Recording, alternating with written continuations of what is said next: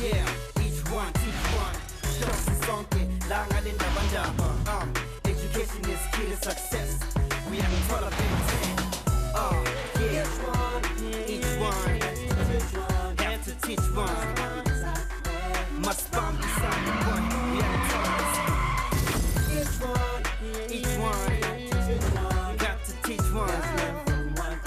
Let's learn from one another. Let's go. Hello, I'm Khalil Osiris. Welcome to Each One, Teach One. Staying motivated and focused on long-term goals can be difficult for most learners, more so when every day brings its own set of challenges. In January and February this year, we ran workshops with schools in Limpopo in the Northern Cape, taking the emotional temperature of the learners and looking at the obstacles they face as they grow into our future leaders. With the objective of motivating and inspiring them, we made sure they understood that their behavior has consequences, and it is their choice to make.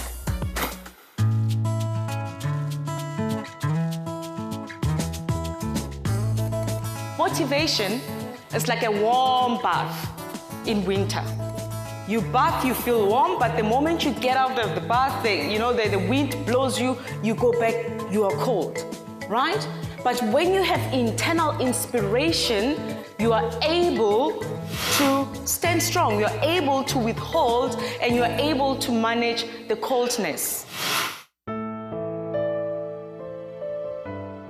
I was born from a small town in Limpopo called Nobody. Literally, that's the name of where I come from. They call it Nobody. My mother was a single parent. She was a domestic worker. She didn't really raise me. She couldn't.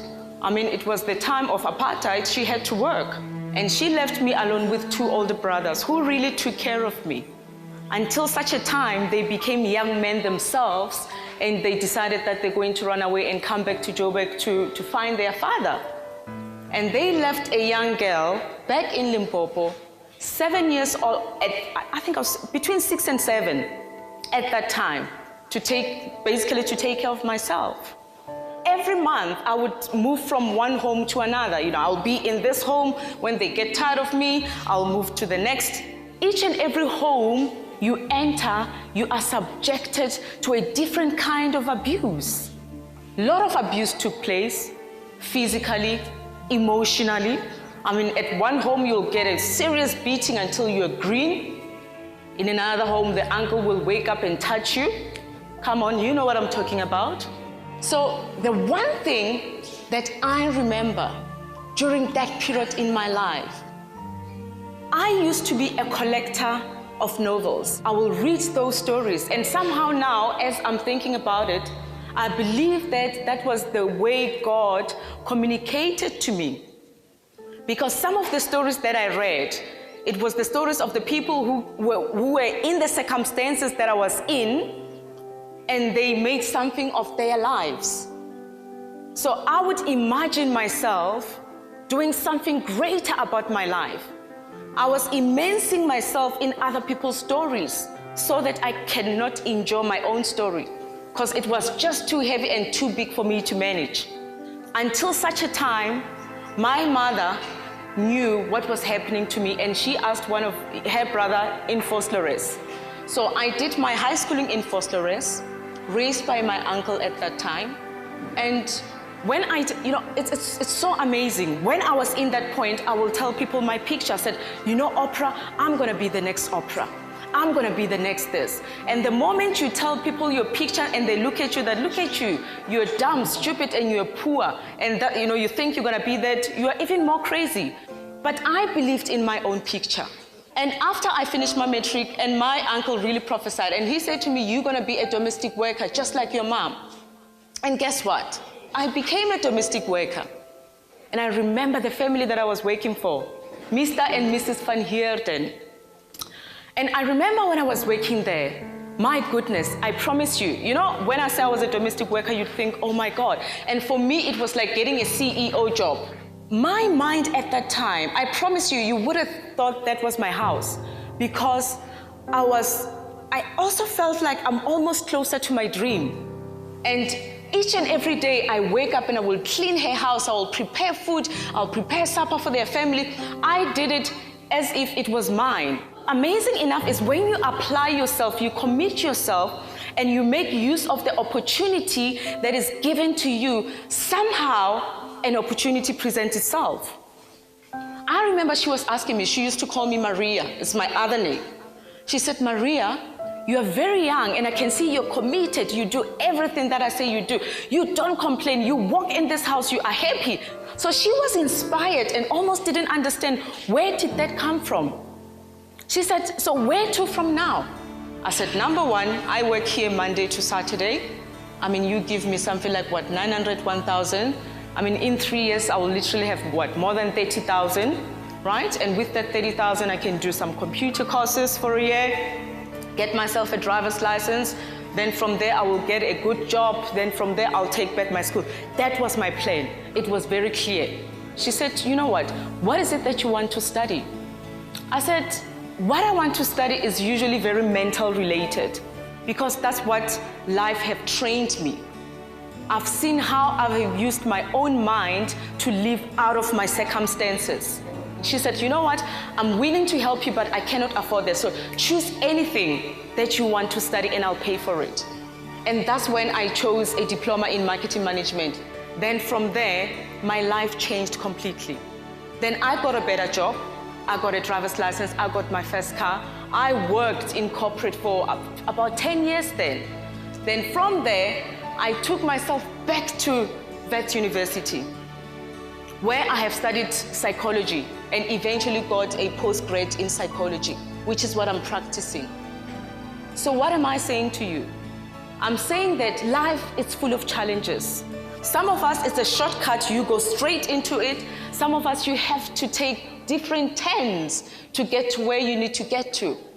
But until such a time, you have a clear picture of where you're going, you will be lost. I know some of the things that I'm saying, you can relate. You can relate. Some of things, it's your own story. So what is it that you're up against? That's what I'm wanting to know. And the challenges that our learners are up against are often beyond the ability of them to deal with on their own.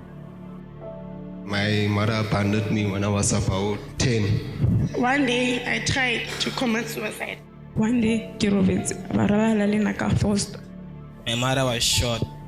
Everything turned around when she became a drunkard. If only I had an opportunity to play. Once we were broke, he told me to make a robbery. I like to difference in my life, but no one helps me. Throughout this series, we will be meeting people who are directly engaging with these and similar challenges in their home and school and personal lives.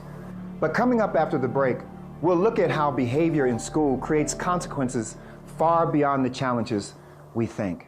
Let's learn from one another.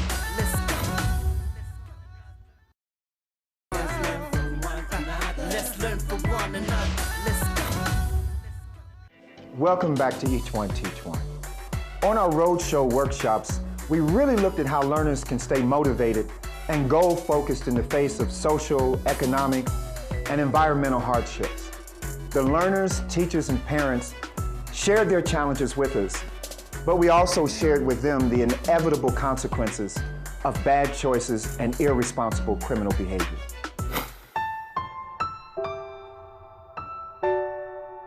It's very easy to justify the wrong that we do if we have an excuse that we think justifies that behavior. I had actually been a very normal, very well-adjusted young boy. Good grades, top of the class, athlete, loved sports, and got along well in school. So my start was great. I had parents who cared. I had a teacher who cared. This teacher loved me, who was my main teacher. But all through school, I had teachers who cared and made an effort to make a difference with me.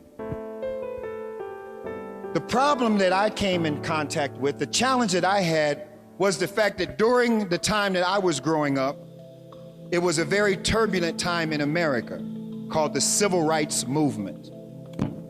And the Civil Rights Movement was very much like the struggle movement that was happening in South Africa. It was about challenging injustice.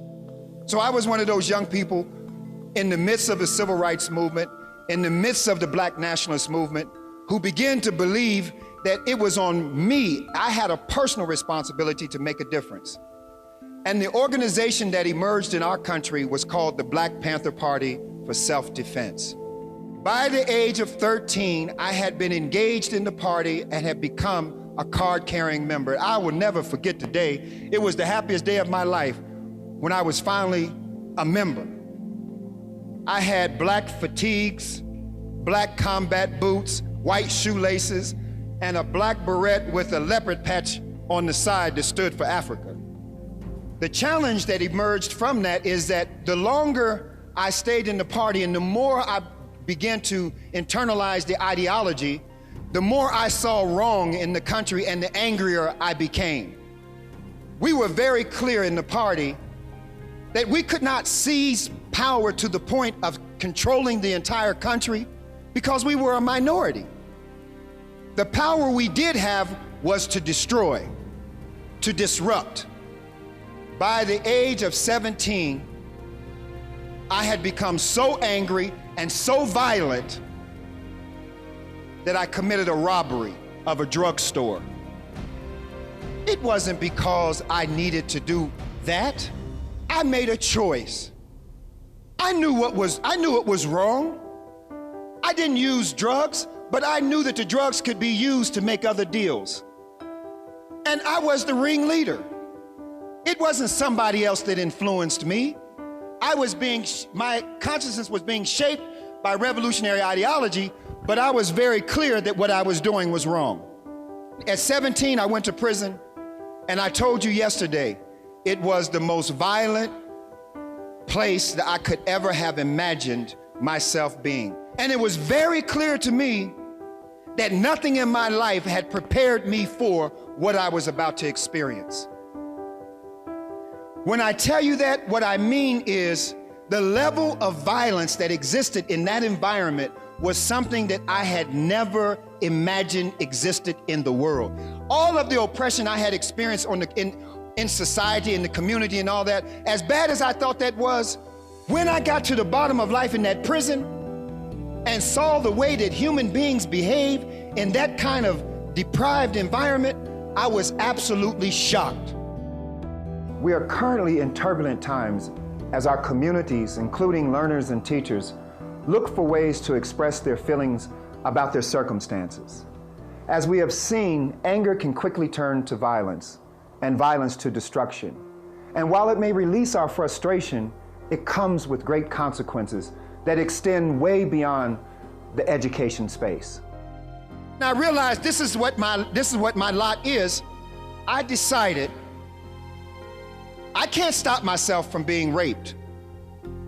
Any human being, I don't care how powerful, how strong, how tough, how mean, how whatever you think you are, and I'm talking to the men, the young boys in here right now. As strong as you may think you are, a group of guys gang up on you and rape you. Sometimes you could even be in a cell and someone could stab you until you submit. I'm telling you the level of violence that actually existed.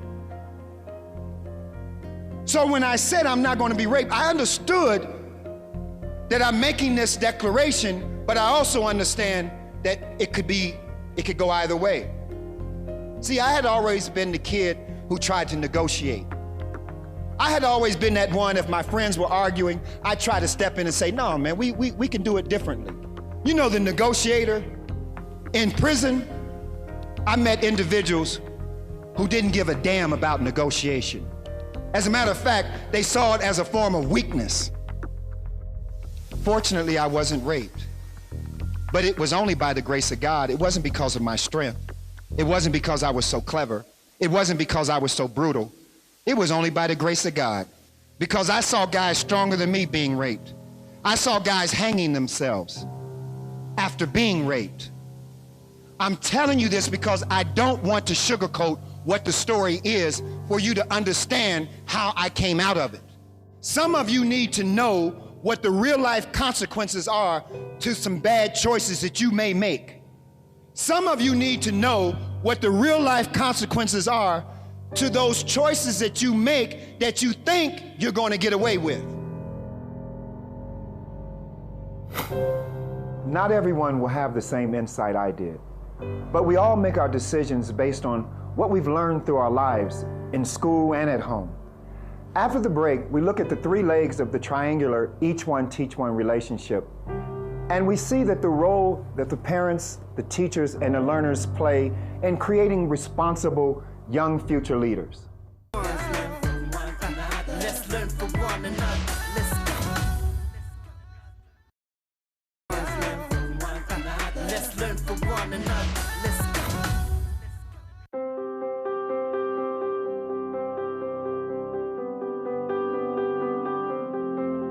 When people tell you they want you to be successful, they want you to be a high-performing learner, you have to ask yourself, what does that mean? And what we know is that it's about behavior. We know that a person who is successful behaves a certain way. And when we see a successful person and we see how they behave, the next question is, how did they come to behave this way when others are not? The distinguishing factor is how they think. How you think will determine how you behave. If you do not have the information you need to behave in a way that makes you high performing and makes you successful, then we have to challenge ourselves to find out where the gap is. And for many of us, the gap is not in the school building. The gap starts at home. When a child comes to school ill-prepared to learn because the parent hasn't taken the time to ensure that that child is educated and ready when they get there to go beyond the education of the home, it makes it difficult for the teacher. And I say this because parents have more power than we typically acknowledge. Teachers are so important because what we understand in education is if children cannot learn the way we teach, maybe we should teach the way they learn. The emphasis is on teaching. The emphasis for many teachers even is on the subject. So you have teachers who are content experts, and they are very proud of that, and that's an important thing. But let me just say this. The essence of education is not subjects. It's children. It's people. I don't teach a subject, we teach a person. The most powerful aspect of any education you'll ever receive has to do with the kind of relationships you have with the people that you engage with. In other words, the entire intent is to build healthy, positive relationships. Many times we say we want to come to these forums and we want to empower people. Actually, nothing could be farther from the truth. No one can empower you. You already have power. The question is, how are you using your power in your own interest?